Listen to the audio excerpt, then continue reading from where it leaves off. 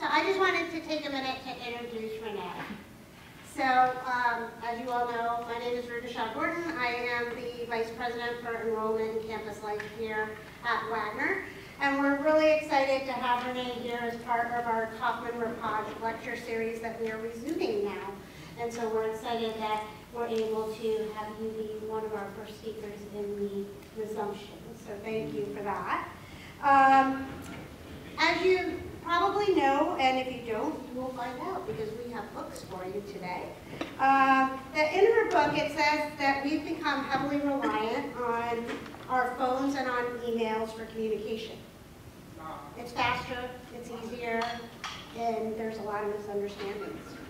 And so I would say, how many times have you guys read tone into an email or a text? I do it all the time. We're like, they mean this! And then I'm probably not right. So Renée reminds us that there has to be a balance between tech and relationships and that human touch.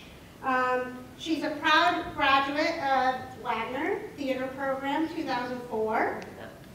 She has been seen in the Clint Eastwood 2014 film adaptation of Jersey Boys, where she reprises the role of Mary Delgado that she played on Broadway. She also performed on Broadway in Pretty Woman, Chaplin, Wonderland, and West Side Story.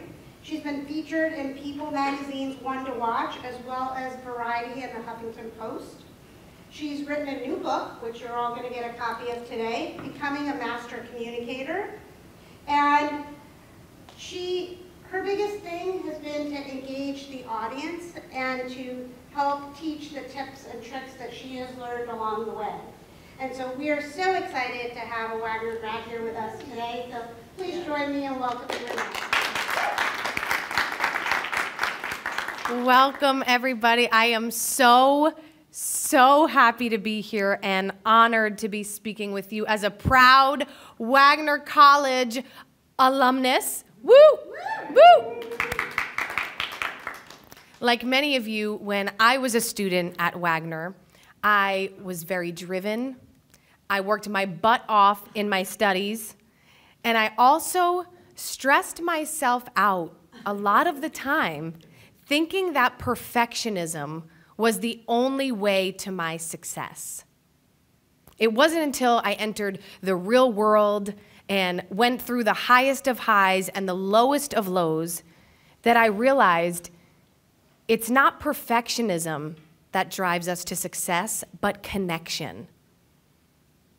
And no matter what field you're in or may be pursuing, the secret ingredient to your success is connecting with others through effective communication. In this digital age that we're living in, there are so many outlets to connect. We can text, we can email, Instagram, Facebook, Clubhouse, Snapchat. There's so much room for misinterpretation. And because of that, it can feel like effective communication is really hard to achieve, but it's not. When we learn to connect consciously. I believe that everything in our lives, from our personal and professional relationships, to our health, to our work, starts with communication. And when we learn to master this skill, we become limitless. So today, I'm going to share simple and easy tools with you to balance new school technology with old school simplicity to become a master communicator. So before we begin, I encourage everyone to sit up straight in your seats. Yep, feel like you are a tree rooted in the ground. Roll your shoulders back. You didn't think you were going to be moving the body, did you? Yeah. Put a smile on your face, and I want you to throw your hands up. Throw your hands up, maybe give a little shake. Why are we doing this? Because research shows a direct connection between movement and improved cognitive ability. So as you're moving your body, keep going, smile, yep. As you're doing this, you're allowing yourself to focus so you can absorb what I'm sharing with you today. In 2013, I had the honor of playing the role of Mary Delgado, Frankie Valli's wife, in Jersey Boys on Broadway. One Sunday matinee, I'm on stage with the girls singing My Boyfriend's Back, and looking at me from 10 rows in the audience is the legend himself, Clint Eastwood. We got word that Hollywood was doing the film version of Jersey Boys and Clint Eastwood was going to be directing. Well, a few weeks later, they start calling in people from our cast to audition for the film, and they were looking for the role of Mary Delgado, the role I was playing. My agent and I tried and tried to get me an audition, and even though every girl I knew on Broadway was getting to read for the role of Mary Delgado, my agent called me and said, "Renee, I'm so sorry, but they won't see you for the role of Mary, but they'll give you an audition for one of the smaller roles, one of the angels who sings My Boyfriend's Back." I'll never forget hanging up the phone that day and feeling my feelings. I let them out, I let the tears flow, I let the screaming happen, and after about 30 minutes, I threw my hands up physically and spiritually, and I said, "You know what, Renee? You tried everything. You're still gonna go in and audition for one of the angels." I'm in the audition room that day, and the casting director and I are in a great conversation, and then he says to me, "Renee, would you like to sing the song first or read the scene?" And in that moment, I heard this quiet little voice within me say, "You have to do this, it feels too right." And before I was even consciously aware, I looked at the casting director in the eyes and I said, "You know, Jeff, I was really hoping to come in and read for the role of Mary Delgado." Oh, I didn't know what he was gonna say. And he looks back at me and he goes, "I was just thinking the same thing." And I'm like, "Great, amazing." So I do the scenes that day. I leave there feeling so happy and grateful because I gained the chance. I gained an opportunity, and that's all I ever wanted. I go back to my 8 shows a week on Broadway, and a couple weeks later, my agent calls me and she says, "You're Mary Delgado in the movie. Clint Eastwood loves you." And I was like, "Ah!" It was one of the most surreal moments of my life. Cut to the first day on set, getting ready to film my first scene. With never being on a TV set or film set before, it felt like jumping off of a cliff. Do you know that feeling where it's like butterflies in your stomach and you're like, "Oh my goodness, I'm either just gonna do great or throw up"? Well, once again, I heard that quiet voice come forward and say, "Renee, you know what you're doing. Clint Eastwood hired you. Trust in your talent and leap." And I walked through the doors of the location, and everyone said, "Welcome, Renee." And then up to my right side, who walks up to me but Clint Eastwood? And he says, "You know, I went around to all the different casts, but nobody was in your class. And then you came in and put yourself on tape, and it was the icing on the cake." Again, surreal moment. I'm holding back the tears. I'm like, "Renee, you didn't even film your first scene yet. Keep the makeup on." That first day and every day that followed, I would sit and eat lunch with Clint Eastwood and ask him every question I could. "Clint, what was that camera shot like? Clint, what was it like when you started acting? Where are you from? What's this? What's that?" Because I knew that I was in the presence of greatness and I did not want to let this fall to the wayside. About a month into filming the movie, I'm eating lunch once again. Eating's my favorite thing to do, even above helping with communication. I love eating. And it's myself, Clint Eastwood, and the producer of the film. And they're talking about how Clint knew he wanted me for the role when he saw me perform on Broadway. Well, I put down my fork, which takes a lot, and I said, "Do you guys want to hear a funny story? I actually didn't get an appointment to audition for Mary Delgado. The only reason I got to read the scenes is because I opened up my big mouth in the room and asked." And they looked at me, and they looked at each other, and they said, what do you mean? "We requested you. We said we want the girl who's in the Broadway show to come in and audition." Well, I came to find out that day that there was a middle person, casting associate, juggling a few films at once and dropped the ball on having me come in to audition for Mary. If I did not have the ability to effectively and confidently speak up in the room that day, I could have missed my once-in-a-lifetime opportunity. I could have been sitting in the movie theater watching Jersey Boys instead of on the screen in Jersey Boys and moving about my life with sadness and regret, never knowing that Clint Eastwood was waiting for me to walk through that door. So I ask you, have you ever let an opportunity in your life pass you by because of a fear of speaking up or miscommunication through a text or email, or just not knowing what to say or how to say it? I'm sure the answer is yes, because we all have. You're not alone.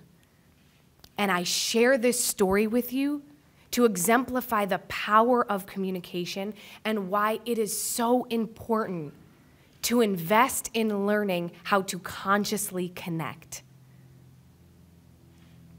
With that said, the first step of becoming a master communicator, which is a person who knows the right time and place to connect through digital means and the right time and place to put the phones and computers aside and have a direct conversation, is strong communication with self.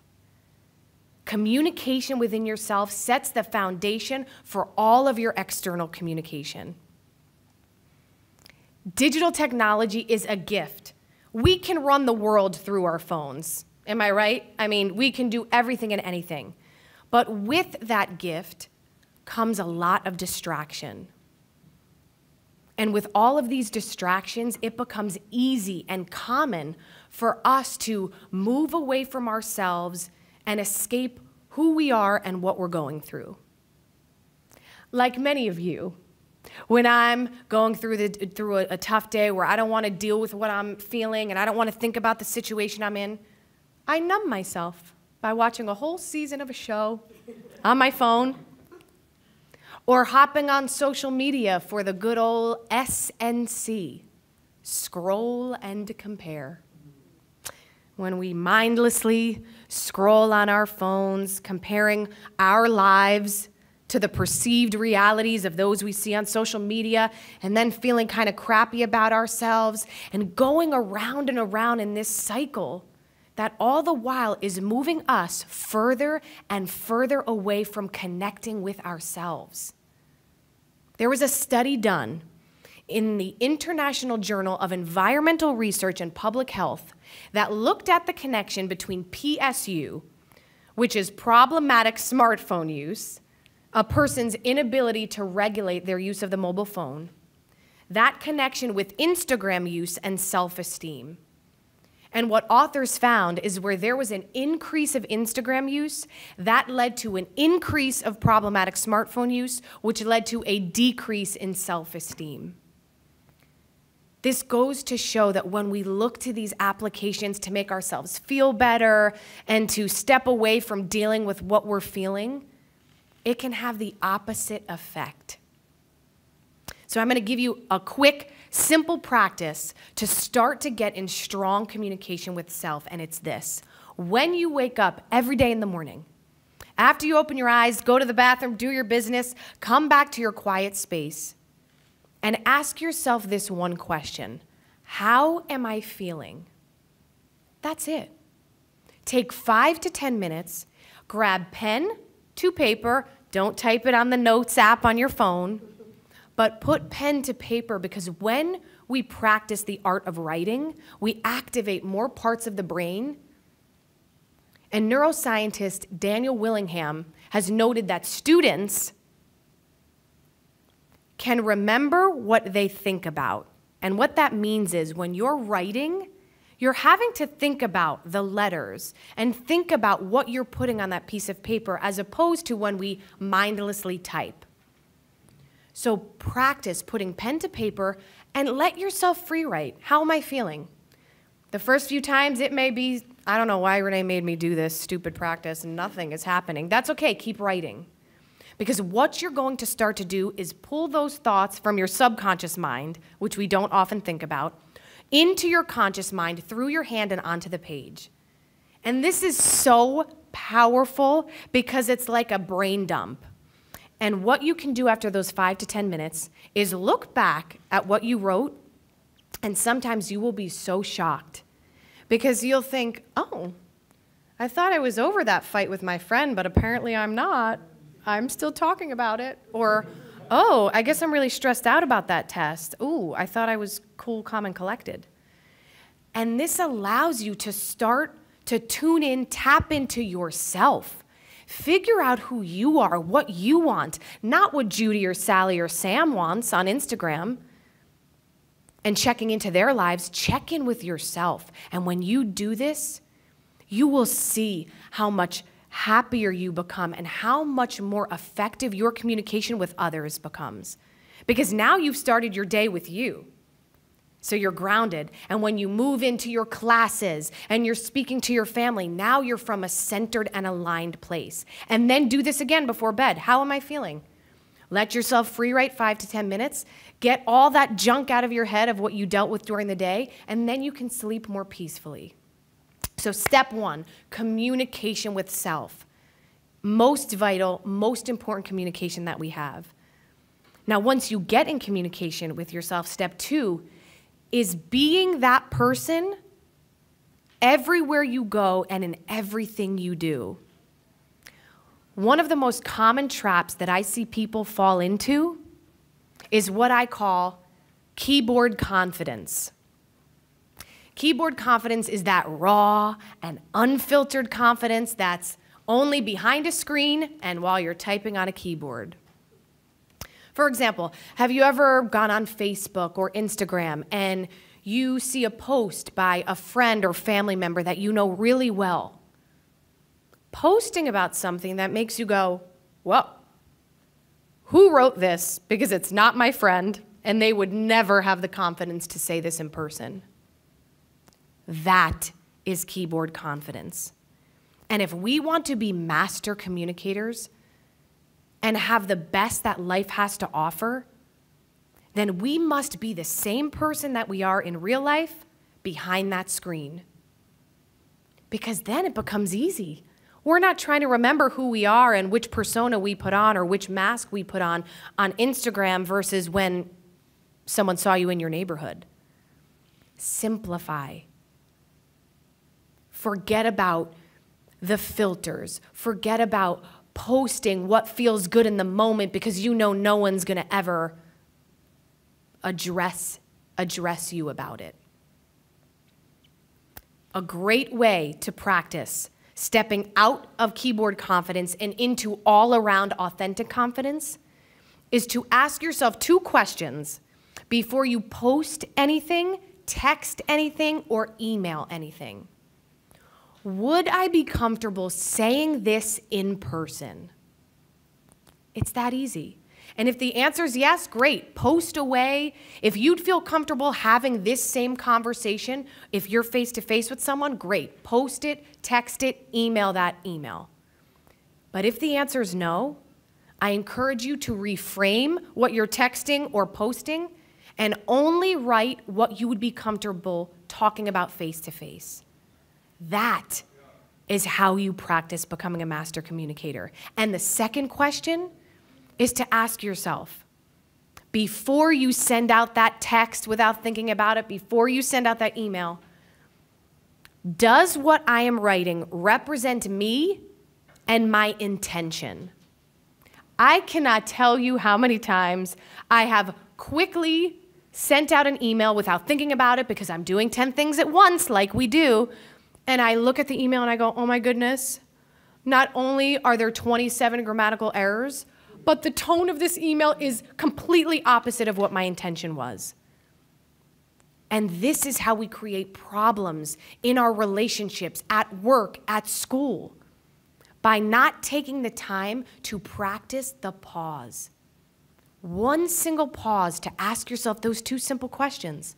Would I be comfortable saying this, talking about this in person? And does this represent me in the way that I intend? Easy peasy. Is this something we can do and ask ourselves? Yes, right? Simple. We want to simplify this complex world of complicated communication through so many different outlets. Keep it simple. So number 1, communicate with yourself. Number 2, showing up as that authentic self in everything you do and everywhere you go. Step 3, you ready for it? Let me see your hands thrown up. Woo! Yes, step 3 to becoming a master communicator is being a complete listener. Listening not just to respond, but to hear. We are so accustomed to task switching all day long, going from text messaging to 10 tabs open on our computer to ordering lunch to telling our mom that we need this, that our brains have begun to speed up. And because of that, our focus has decreased. I'm sure we can all feel that. When we're in a conversation, sometimes it's like a struggle to even pay attention. You're like, there's 10 other conversations going on in my head, right? So when we practice being a complete listener, we allow ourselves to slow down and invoke this two-way gift. When you are a complete listener, you give the person who is speaking the gift of having an open platform to be heard, and you yourself gain the gift of learning something new, gaining a new perspective, or realizing we're more alike than we are different. We can all turn on the news any day at any moment and observe a whole bunch of people talking at each other, talking over each other, but not talking with each other. It's easy to be attached to whatever our labels are, whatever religion you are, whatever political party you are, and listening from that standpoint, just being on guard, waiting for them to disagree and being like, I know better. Wait till I say my part. And that's why we jump in to speak without ever listening to hear.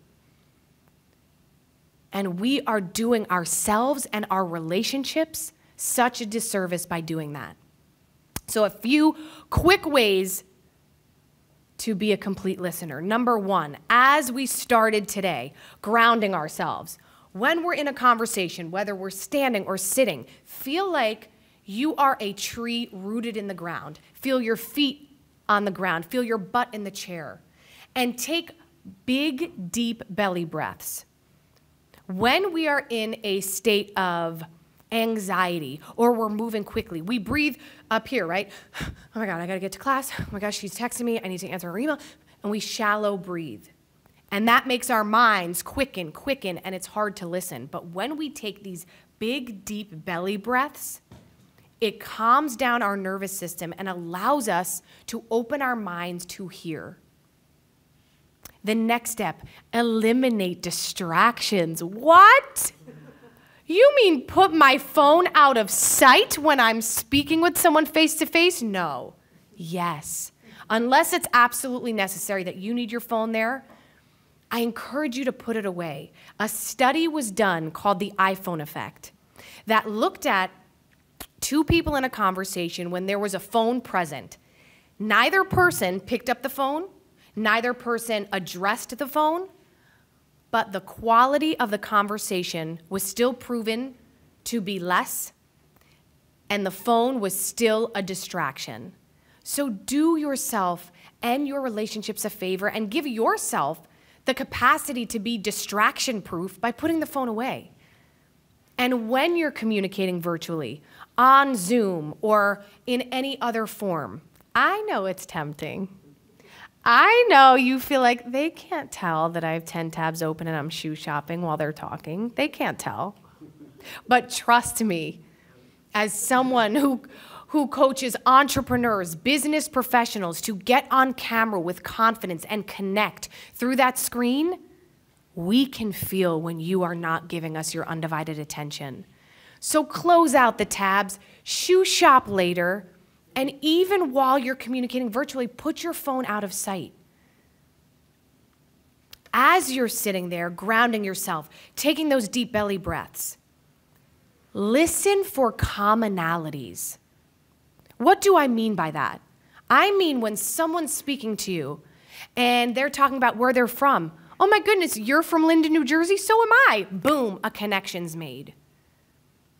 And as you spend your beautiful time here at Wagner and you're getting ready to emerge into the real world, this is your time to practice creating those genuine connections, because that is what brings you to the next level of your success. People don't do business with companies. People do business with people. Simon Sinek said this for a reason.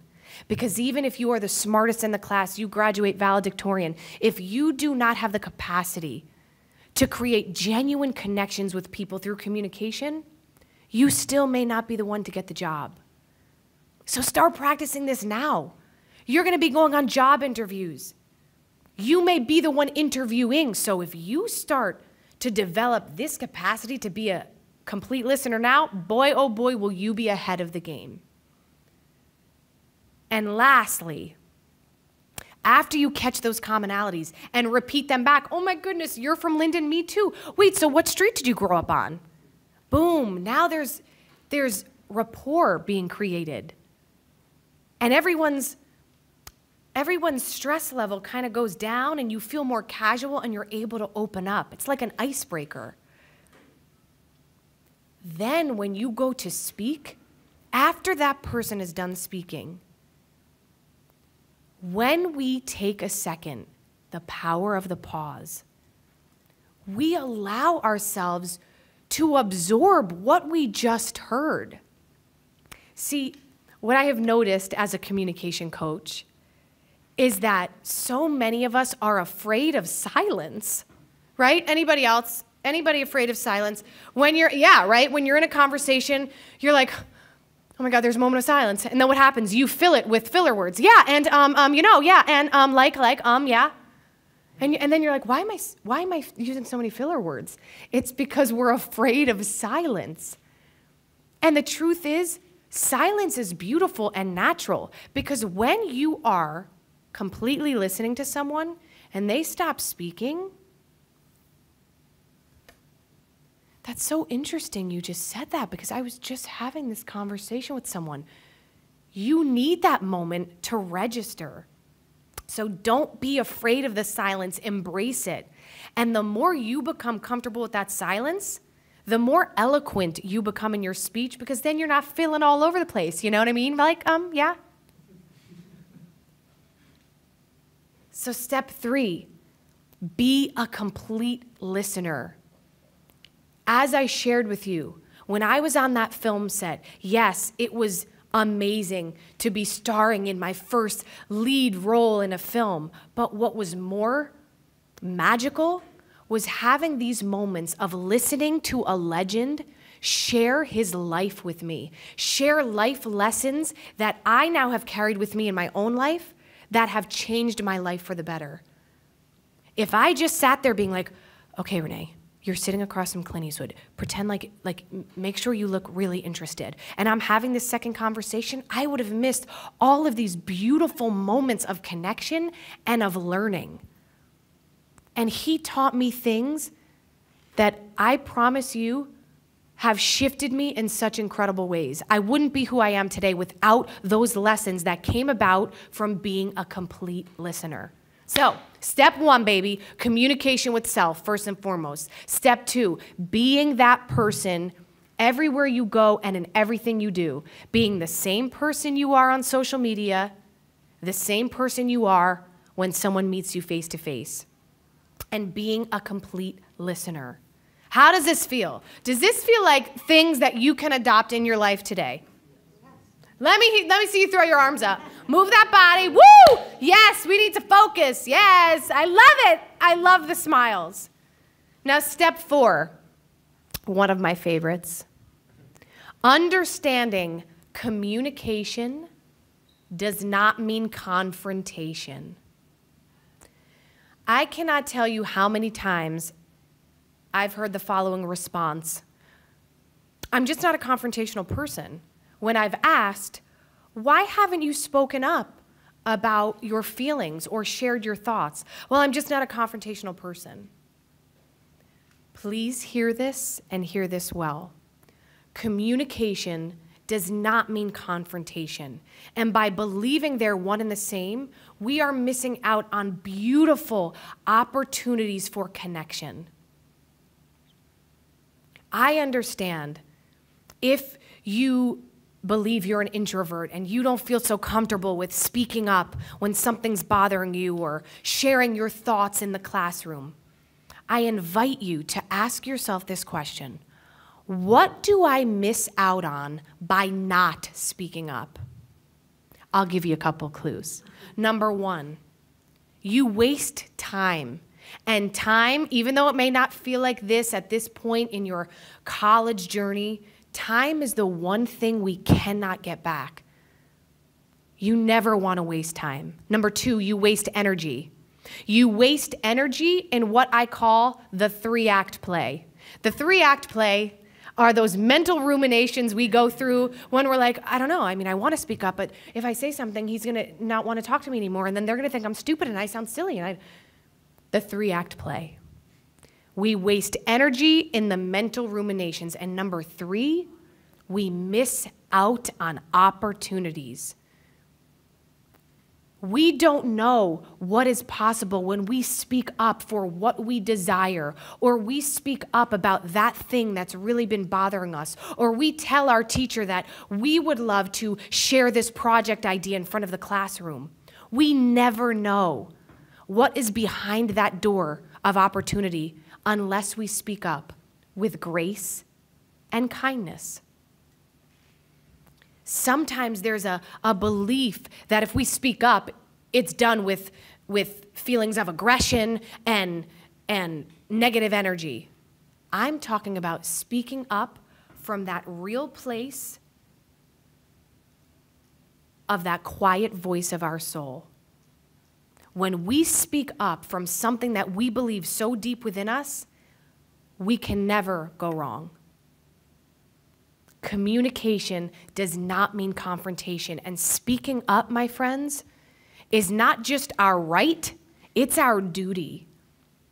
Because when we speak up in situations, it's not just about us, it's about the other person that we may be helping through speaking up. When I moved to Los Angeles, it was my first day at the gym. First day at this new gym around the corner from my house. I'm so excited. I don't know where anything is, so I just kind of lay myself down to stretch at one point. And as I'm laying there, I see this young mother walking towards me with her little daughter. And at that moment, I realized, oh, you know what? I think I'm in the walkway of the daycare. So as she gets close, I say, I'm so sorry. I realize I'm in the walkway. And she goes, yeah, you are. Very abruptly, very rudely, I did not appreciate it. And it took me aback, and I thought to myself, my first thought was, oh, this cannot be my first day in Los Angeles. This is not going to shape my first experience. So I decided to wait until she came out of the daycare to speak up and address her. And as she walked out, I said, excuse me, miss, but there was no need to be so rude. I realized that I was in the walkway and I apologized. And she got very finicky and she didn't know what to say and she just ran back to the locker room. I park myself somewhere else. I start stretching the other leg. And about 10 minutes later, I feel a shadow over me, and it's the girl. And she looks at me and she says, I'm so sorry. You were 100% right. There was no need for me to be so rude. And I popped up like a Pop-Tart, and I looked at her and I said, thank you so much. I really appreciate that. And it was this beautiful moment in my life where I realized my speaking up wasn't about me. It was about holding up a spiritual mirror for her to look into, to realize the results of her actions. Because maybe no one ever told her that she can come off very abrupt and rude. And by sharing that with her from a place of kindness and grace, she was able to see that. And now she can move about in her life thinking twice when she quickly responds to someone without thinking about it. Does this make sense? So look at speaking up as a win, as a beautiful way to step into your power in your life. When you start to hone in with that communication with self and you start to really listen to that quiet voice of your soul, you will never be steered wrong. Again, as I shared with you my story of how I spoke up in the room that day, in the audition room, and I heard that quiet voice of my soul say to me, Renee, you have to do this, this feels too right. I was only able to hear that voice because of my powerful communication with self. And as a result, I was able to speak up and create this unbelievable opportunity for myself. Communication does not mean confrontation. And when you feel scared to speak up or ask if you can have that opportunity or have that job interview, think of my voice saying, what do I lose by not speaking up? Step 1, communication with self. Step 2, being that self in every place you go and in everything you do. Step 3, being a complete listener. Step 4, understanding communication does not mean confrontation. And last in our list of becoming a master communicator, knowing the right time and place to communicate through digital means and the right time and place to say, it's time for a direct conversation. Whether that's a phone call, whether that's a Zoom conversation, or whether that's meeting face to face.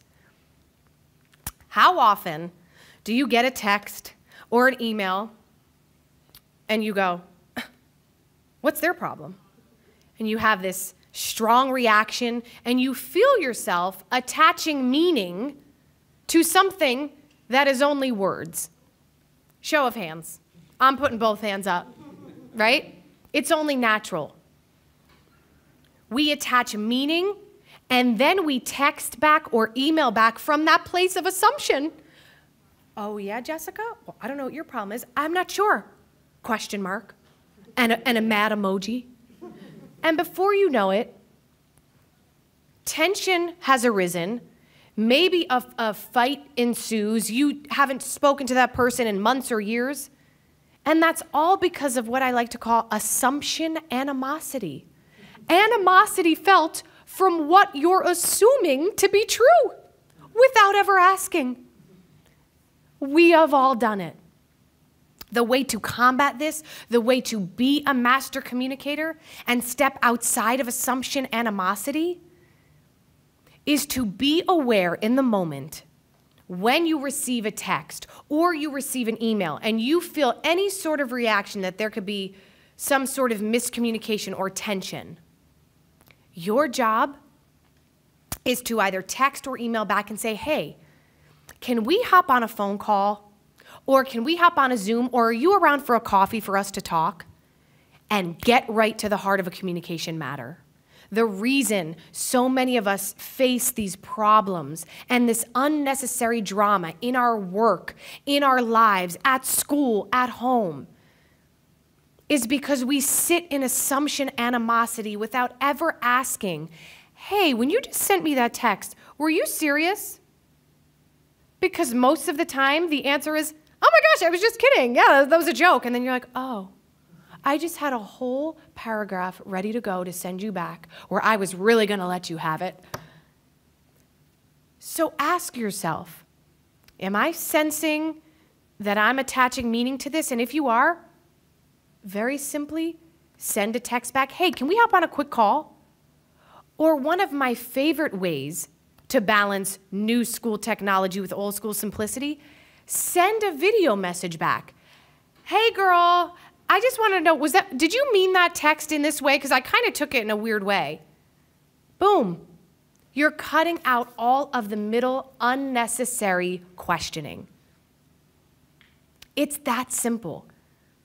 And when you start to practice this, you're going to see the time that you save, the energy you save, and all of a sudden the opportunities that enter your life because you're showing up for yourself and your relationships and your work and everything that you do. knowing the right time and place to send that text or email, and knowing the right place to say, hey, let's sit down and have a coffee. And another very easy way to handle this is to give yourself a little rule. I like to give myself a rule. If someone is texting me and it's longer than about 3 paragraphs or 3 exchanges back and forth, it's time to have a phone call. My thumbs are tired, and now I'm not sure exactly what you mean, so I'm gonna pick up the phone. And this is a great way to practice knowing the right time and place to communicate through the old school simplicity ways, picking up the phone, speaking face to face, or even, my favorite, writing a handwritten letter. Whoo! Talk about standing out amongst the crowd. If you have interviewed for a job, or you are connecting with someone in your life or in your field that you want to stay in contact with, you want to show them that you value them in their time, write them a handwritten letter. Thank you so much for your time. It was so wonderful to hop on that Zoom with you. I'd love to stay connected. Here's my information. Woo! Drop the mic. That's the way to be a master communicator. And you owe it to yourselves as you are in this beautiful time of your lives, as you're getting ready to emerge into the real world. Start this practice now. I'll leave you with this. As you hone your studies here, as you get ready to prepare for the lives that you envision in the real world, prioritize investing in your communication skills by applying these simple and easy tools. You will not only connect with yourself on a deep level, but you'll create genuine connections that will skyrocket your success. Remember this. Everything starts with communication. And when we learn to master this skill, we become limitless. Thank you so much.